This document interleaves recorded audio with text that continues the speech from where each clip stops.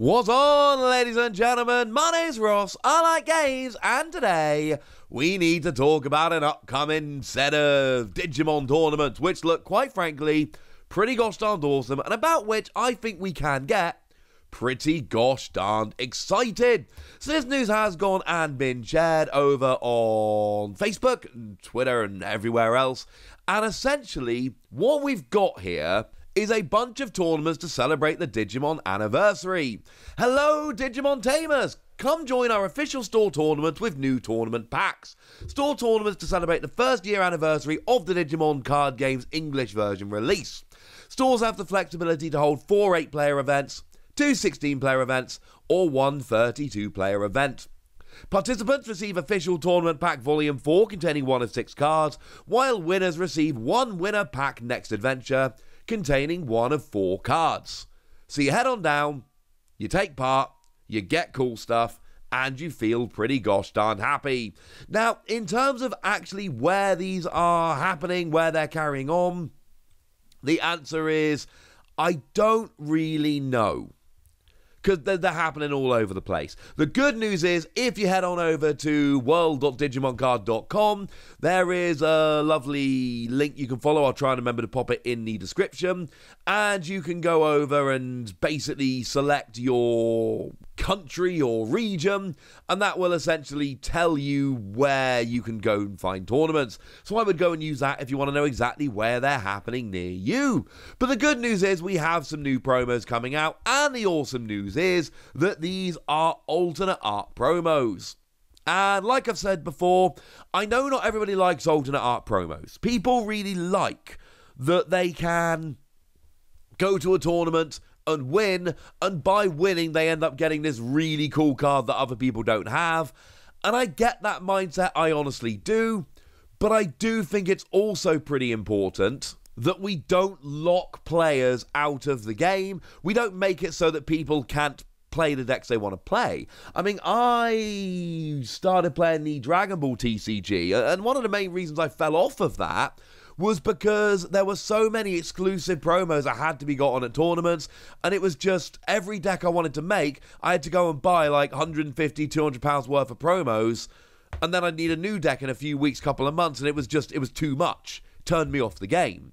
Digimon, I like that they have these. You know, as a nice little example, we had those BT7 pre-releases the other day, and we saw that you had those 2 cards, the Aero Vegemon Zero and the Old Force Vegemon Zero, as pre-release promos, but rather than making one the participation promo and one the winners promo, which would have made one of them extremely hard to get hold of, what they did instead was gave you both of them for entering, and then if you won, you got the holo versions of both of them. So you still get these really cool things if you win. You get the holo versions, which are exclusive and all of that. But you can just go to a pre-release and get these cards, and actually they're also making the cards available. It seems, this is unconfirmed, but I'm fairly sure they're going to be box toppers for BT8, presumably the regular, not the holo, so that is going to make them more available again, which means anyone can go and buy them. I mean, right now, if you want to make a green deck, a lot of the good green stuff is Digiburst, not all of it, but a lot of the good green stuff is Digiburst, and if you're playing a Digiburst green deck, you kind of have to have Palmon. No, you don't have to have Palmon, but your deck is considerably better if you've got Palmon.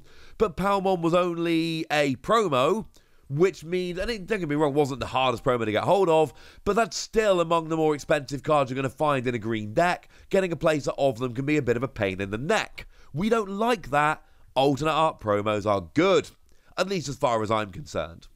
So what can we actually get in terms of alternate art promos? Well, the participation, there are 6 different options. You can get yourself, remember it's 1 of 6 for entering, you can get yourself Tyrannomon. Now, it is interesting to note that this is the winner's Tyrannomon from over in Japan. You can tell because it's got that weird liney background rather than having a regular background.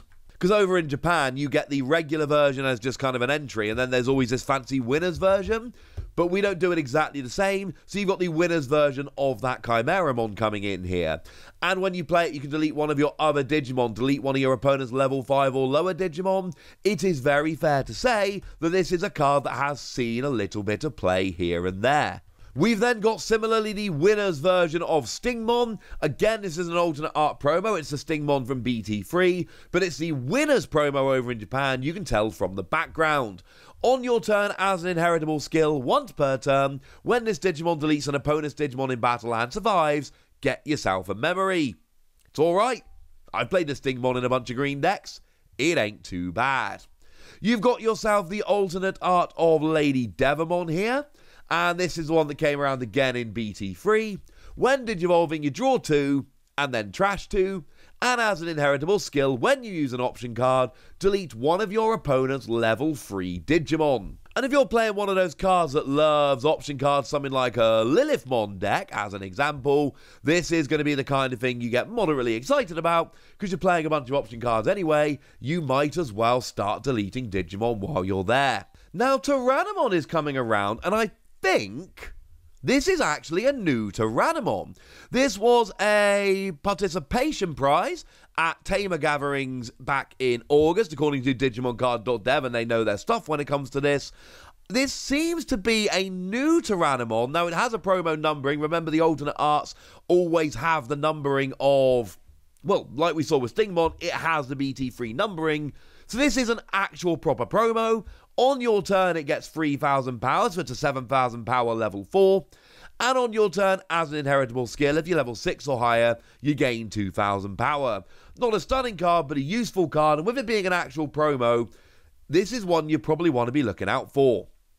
We've then got the Grizzlymon that came around in Starter Deck 2 as an alternate art. That is the one that's got blocker, and when you attack, you lose 2 memory. Your standard blocker, the first lot of blockers we saw.